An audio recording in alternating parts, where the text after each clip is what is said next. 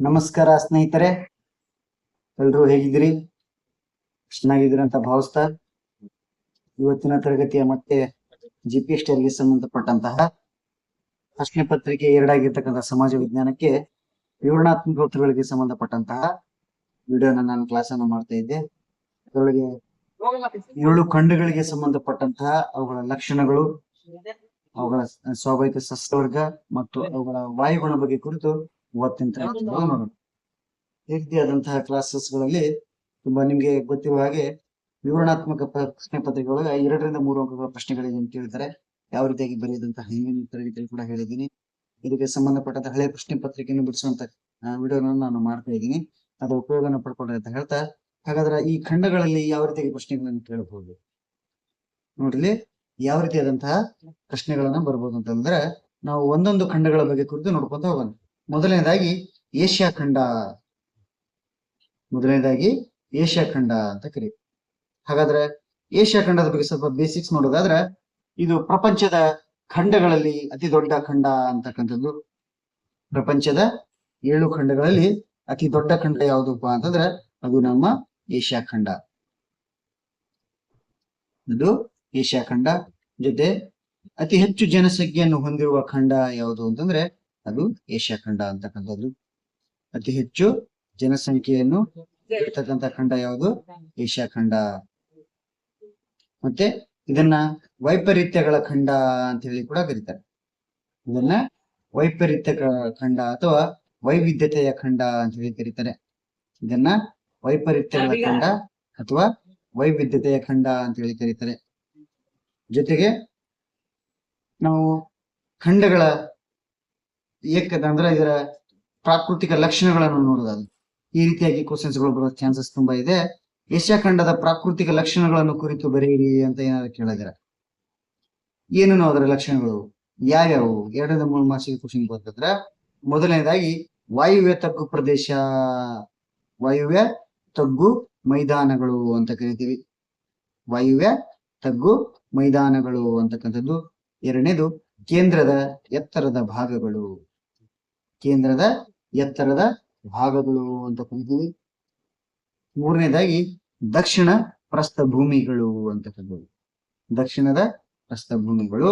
ಜೊತೆಗೆ ನದಿಗಳ ಮಹಾಮೈದಾನಗಳು, ನದಿಗಳ ಮಹಾ ಮೈದಾನಗಳು. ಮತ್ತು 5ನೇದು ದ್ವೀಪ ಸಮೂಹಗಳು ಅಂತಕ್ಕಂಥದ್ದು. 5ನೇದು ದ್ವೀಪ ಸಮೂಹಗಳು ಅಂತಕ್ಕಂಥದ್ದನ್ನ ಕರೀತೀವಿ. ಈ ರೀತಿಯಾಗಿ ಏಷ್ಯಾ ಖಂಡದ ಪ್ರಾಕೃತಿಕ ಲಕ್ಷಣಗಳನ್ನು ಕುರಿತು ನೋಡಿದ್ವಿ. ಯಾರೆಲ್ಲ ನಮ್ಮ ಸ್ಪರ್ಧಾಂಗಳ ಯೂಟ್ಯೂಬ್ ಚಾನಲ್ಗೆ ಇನ್ನೂ ಸಬ್ಸ್ಕ್ರೈಬ್ ಮಾಡ್ಕೊಂಡಿಲ್ಲ, ದಯವಿಟ್ಟು ಸಬ್ಸ್ಕ್ರೈಬ್ ಮಾಡ್ಕೊಡ್ರಿ. ಹೀಗೆ ಬೆಲ್ ಐಕಾನ್ ಕ್ಲಿಕ್ ಮಾಡಿದ್ರೆ ನಾವು ಮಾಡುವಂತ ವಿಡಿಯೋಸ್ ನಿಮ್ಗೆ ಸದಾ ನೋಟಿಫಿಕೇಶನ್ ಬರುತ್ತೆ. ಇದ್ರ ಉಪಯೋಗನ ಪಡ್ಕೊಡ್ರಿ ನೋಡ್ರಿ. ಹಾಗಾದ್ರೆ ಏಷ್ಯಾ ಖಂಡದ ಸ್ವಾಭಾವಿಕ ಸಸ್ಯವರ್ಗ. ಏಷ್ಯಾ ಖಂಡದ ಸ್ವಾಭಾವಿಕ ಸಸ್ಯವರ್ಗ ಅಂತಂದ್ರೆ ಯಾವ ರೀತಿಯಾಗಿ ಸಸ್ಯವರ್ಗಗಳನ್ನು ಏಷ್ಯಾ ಖಂಡದಲ್ಲಿ ನೋಡೋದು ಅಂದ್ರೆ, ಟಂಡ್ರಾ ಸಸ್ಯವರ್ಗ, ಶಂಕುವಿನಾಕಾರದ ಸಸ್ಯವರ್ಗ, ಟಂಡ್ರಾ ಸಸ್ಯವರ್ಗ, ಶಂಕುವಿನಾಕಾರದ ಸಸ್ಯವರ್ಗ, ಸಮ ಶೀತೋಷ್ಣ ವಲಯದ ಸಸ್ಯವರ್ಗ, ಸಮ ಶೀತೋಷ್ಣ ವಲಯದ ಸಸ್ಯವರ್ಗ, ಮರುಭೂಮಿ ಸಸ್ಯವರ್ಗ, ಮಾನ್ಸೂನ್ ಅರಣ್ಯಗಳು ಮತ್ತು ಸಮಭಾಜಕ ವೃತ್ತ ಪ್ರದೇಶದ ಅರಣ್ಯಗಳು ಹಾಗೂ ಮೆಡಿಟರೇನಿಯನ್ ಸಸ್ಯವರ್ಗ ಅಂತ ಹೇಳಿ ಕರಿತೀವಿ. ಮೆಡಿಟರೇನಿಯನ್ ಸಸ್ಯವರ್ಗ ಅಂತ. ಈ ರೀತಿಯಾದಂತಹ ಏಷ್ಯಾದ ಸ್ವಾಭಾವಿಕ ಸಸ್ಯವರ್ಗಗಳ ಕುರಿತು ತಿಳಿಸಿ ಅಂತ ಏನಾದ್ರು ಕ್ವಶನ್ ಕೇಳಿದ್ವಿ. ಏಷ್ಯಾದ ಸ್ವಾಭಾವಿಕ ಸಸ್ಯವರ್ಗದ ಕುರಿತು ತಿಳಿಸಿ ಅಂತ ಏನಾದ್ರು ಕೇಳಿದ್ರೆ ಈ 7 ಪಾಯಿಂಟ್ಗಳನ್ನ ನೀವು ಬರೆದ್ರೆ ಸಾಕು. 2 ಮಾರ್ಕ್ಸಿಗೆ ಕೇಳಿದ್ರೆ 4 ರಿಂದ 5 ಪಾಯಿಂಟ್ಗಳನ್ನು ಬರೀರಿ. 3 ಮಾರ್ಕ್ಸಿಗೆ ಏನಾರ ಕೇಳಿದ್ರೆ ನೀವು ಸುಮಾರು 7 ರಿಂದ 8 ಪಾಯಿಂಟ್ ಬರೀರಿ. 6 ರಿಂದ 8 ಪಾಯಿಂಟ್ 7 ಪಾಯಿಂಟ್ ಬರೆದ್ರು ಸಾಕಾಗುತ್ತೆ. ಹಾಗಾದ್ರೆ ಸಸ್ಯವರ್ಗ ನೋಡಿದ್ವಿ.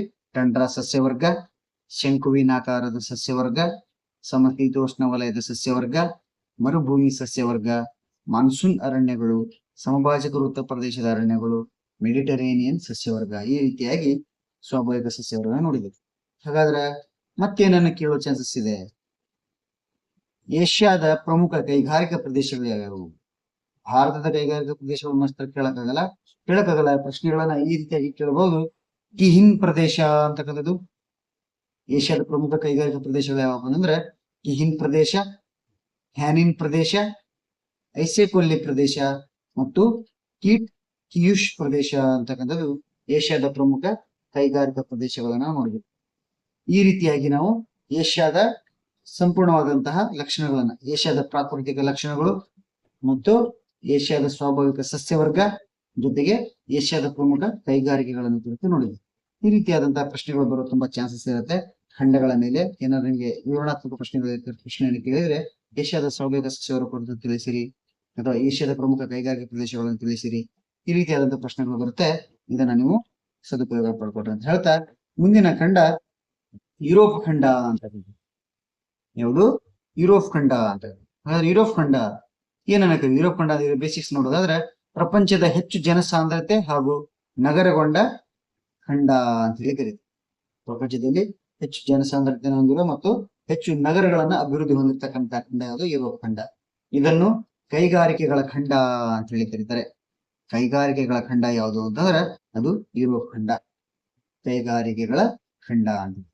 ವಿಸ್ತೀರ್ಣದಲ್ಲಿ ಪ್ರಪಂಚದಲ್ಲಿ 6ನೇ ದೊಡ್ಡ ಖಂಡ. ವಿಸ್ತೀರ್ಣ ಅಂದ್ರೆ ದೊಡ್ಡದು. ಎಷ್ಟನೇ ದೊಡ್ಡ ಖಂಡ ಅಂದ್ರೆ 6ನೇ ದೊಡ್ಡ ಖಂಡ ಅಂತ ಹೇಳಿ.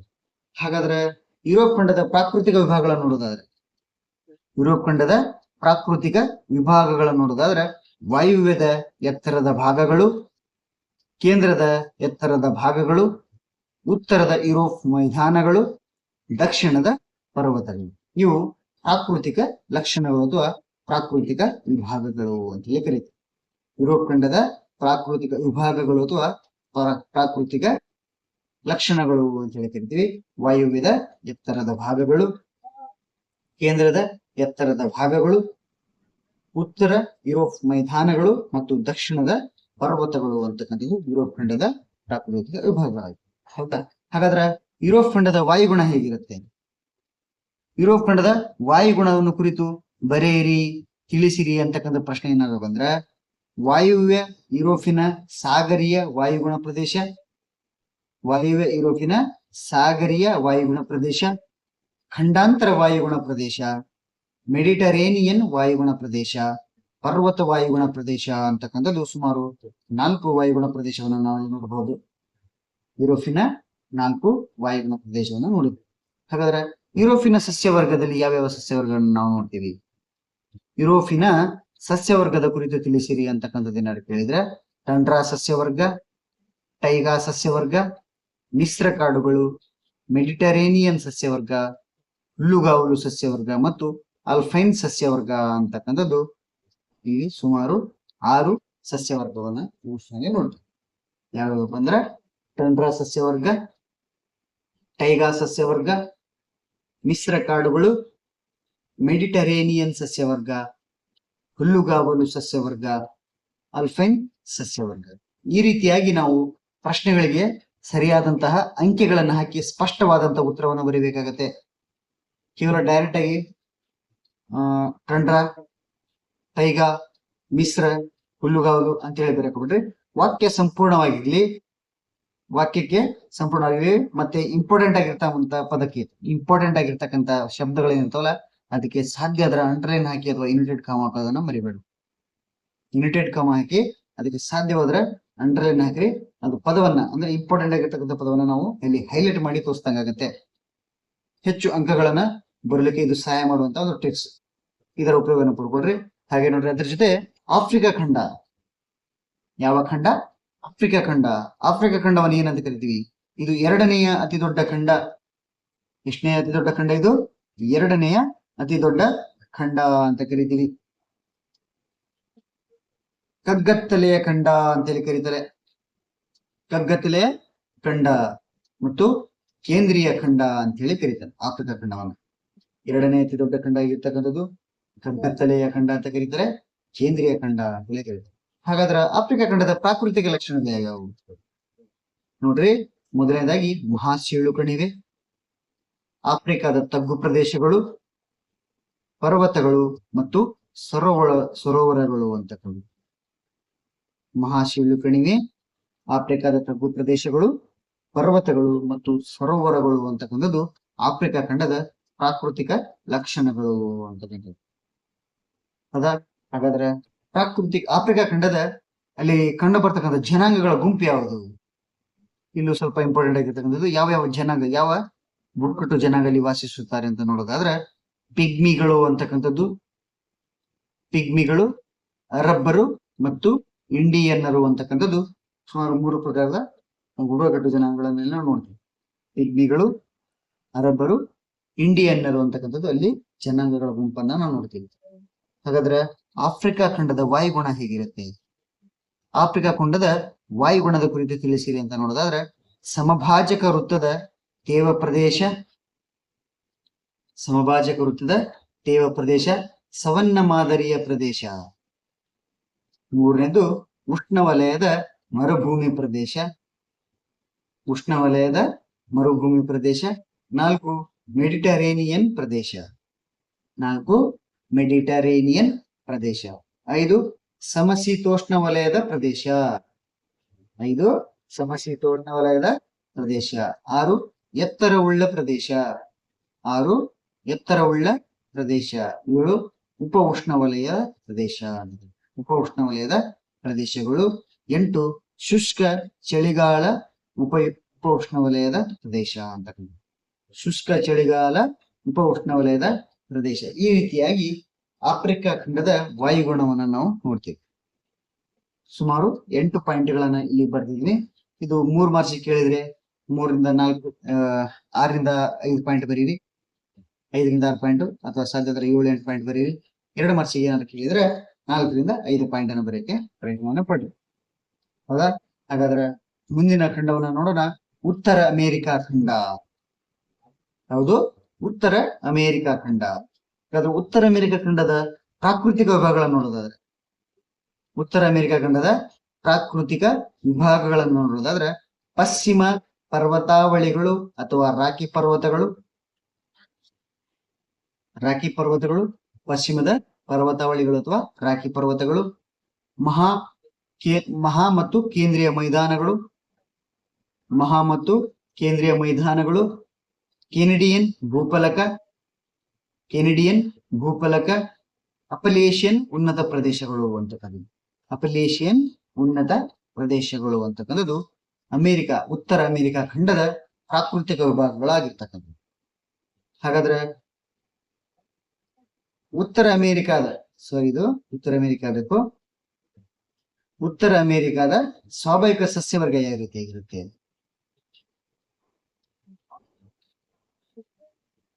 ಉತ್ತರ ಅಮೆರಿಕದ ಸ್ವಾಭಾವಿಕ ಸಸ್ಯವರ್ಗ ನೋಡೋದಾದ್ರೆ ಟಂಡ್ರಾ ಸಸ್ಯವರ್ಗ. ಯಾವುದು? ಟಂಡ್ರಾ ಸಸ್ಯವರ್ಗ. ಸೂಚಿಪರ್ಣ ಅರಣ್ಯಗಳು, ಸಮಶೀತೋಷ್ಣ ಮಿಶ್ರ ಅರಣ್ಯಗಳು, ಸಮಶೀತೋಷ್ಣ ಮಿಶ್ರ ಅರಣ್ಯಗಳು. ಸಮಶೀತೋಷ್ಣ ಹುಲ್ಲುಗಾವಲು, ಮೆಡಿಟರೇನಿಯನ್ ಹುಲ್ಲುಗಾವಲು. ಉಷ್ಣ ಮತ್ತು ಅರೆಭೂಮಿ, ಉಷ್ಣವಲಯದ ಮಳೆ ಅರಣ್ಯ ಅಂತಕ್ಕಂಥದ್ದು ಉತ್ತರ ಅಮೆರಿಕಾ ಖಂಡದ ಸ್ವಾಭಾವಿಕ ಸಸ್ಯವರ್ಗ. ಸುಮಾರು 7 ಪಾಯಿಂಟ್ಗಳು. ಹಾಗಾದ್ರೆ ಮುಂದಿನ ಖಂಡ ದಕ್ಷಿಣ ಅಮೆರಿಕಾ ಖಂಡ. ಯಾವುದು? ದಕ್ಷಿಣ ಅಮೆರಿಕಾ ಖಂಡ ಅಂತಕ್ಕಂಥದ್ದು. ಹಾಗಾದ್ರೆ ದಕ್ಷಿಣ ಅಮೆರಿಕಾ ಖಂಡದ ಪ್ರಾಕೃತಿಕ ಲಕ್ಷಣಗಳನ್ನು ನೋಡೋದಾದ್ರೆ, ದಕ್ಷಿಣ ಅಮೆರಿಕಾ ಖಂಡದ ಪ್ರಾಕೃತಿಕ ಲಕ್ಷಣ ನೋಡೋದಾದ್ರೆ ಇಂಡಿ ಪರ್ವತಗಳು, ಪೂರ್ವ ಉನ್ನತ ಪ್ರದೇಶಗಳು, ಕೇಂದ್ರೀಯ ತಗ್ಗು ಪ್ರದೇಶಗಳು, ಪಶ್ಚಿಮದ ಕರಾವಳಿ ಮೈದಾನಗಳು ಅಂತಕ್ಕಂಥದ್ದು 4 ದಕ್ಷಿಣ ಅಮೆರಿಕಾ ಖಂಡದ ಪ್ರಾಕೃತಿಕ ಲಕ್ಷಣಗಳನ್ನು ಕುರಿತು ನೋಡಿದೆ. ಹಾಗಾದ್ರೆ ದಕ್ಷಿಣ ಅಮೆರಿಕಾದಲ್ಲಿ ಹುಲ್ಲುಗಾವಲು ಅಂತಕ್ಕಂಥದ್ದು ಇಂಪಾರ್ಟೆಂಟ್ ಆಗಿರ್ತಕ್ಕಂಥದ್ದು. ಅದು ಯಾವ್ದಪ್ಪ ಅಂದ್ರೆ ವೆನಿಜುವೆಲಾದ ಲಾನೋಸ್ ಅಂತಕ್ಕಂಥದ್ದು, ವೆನಿಜುವೆಲಾದ ಪ್ರದೇಶದಲ್ಲಿ ಲಾನೋಸ್ ಅಂತಕ್ಕಂಥ ಹುಲ್ಲುಗಾವಲು ಇಂಪಾರ್ಟೆಂಟ್. ಬ್ರೆಜಿಲ್ ಅಲ್ಲಿ ಕಾಂಪಾಸ್ ಅಂತಕ್ಕಂಥದ್ದು, ಬ್ರೆಜಿಲ್ ಅಲ್ಲಿ ಕಾಂಪಾಸ್, ಅರ್ಜೆಂಟೈನಾದ ಪಂಪಾಸ್ ಅಂತಕ್ಕಂಥದ್ದು. ಈ 3 ಹುಲ್ಲುಗಾವಲು ಇಂಪಾರ್ಟೆಂಟ್ ಆಗಿರ್ತಕ್ಕಂಥದ್ದು, 3 ಹುಲ್ಲುಗಾವಲು ಇಂಪಾರ್ಟೆಂಟ್ ಆಗಿರ್ತಕ್ಕಂಥದ್ದು. ಹಾಗಾದ್ರೆ ದಕ್ಷಿಣ ಅಮೆರಿಕದ ಹುಲ್ಲುಗಾವಲು ಯಾವಪ್ಪ ಅಂತಂದ್ರೆ ಲಾನೋಸ್, ಕಾಂಪಾಸ್ ಮತ್ತು ಪಂಪಾಸ್. ಮುಂದೆ ಅದರ ಪ್ರದೇಶಗಳನ್ನು ಕೂಡ ನೋಡಿ ಕೊಟ್ಟಿದ್ದೀನಿ, ನೋಡ್ಕೊಡ್ರಿ. ಹಾಗಾದ್ರೆ ದಕ್ಷಿಣ ಅಮೆರಿಕಾ ಖಂಡದ ಸ್ವಾಭಾವಿಕ ಸಸ್ಯವರ್ಗ ಯಾವ ರೀತಿ ಇರುತ್ತವೆ? ಯಾವ ಯಾವ ಸಸ್ಯವರ್ಗವನ್ನು ನಾವು ನೋಡ್ಬೋದು ಅಂದ್ರೆ ಶೆಲ್ವಾಸ್ ಸಮಭಾಜಕ ವೃತ್ತ ಮಳೆ ಅರಣ್ಯ, ಶೆಲ್ವಾಸ್ ಪ್ರದೇಶದ ಸಮಭಾಜಕ ವೃತ್ತದ ಮಳೆ ಅರಣ್ಯ ಪ್ರದೇಶಗಳು. ಉಷ್ಣವಲಯದ ಹುಲ್ಲುಗಾವಲು, ಕಾಂಪಾಸ್ ಅಂತ ಕರಿತೀವಿ. ಉಷ್ಣವಲಯದಲ್ಲಿ ಕಂಡು ಬರ್ತಕ್ಕಂತ ಹುಲ್ಲುಗಾವಲು ಯಾವ್ದಂದ್ರೆ ಕಾಂಪಾಸ್ ಹುಲ್ಲುಗಾವಲು.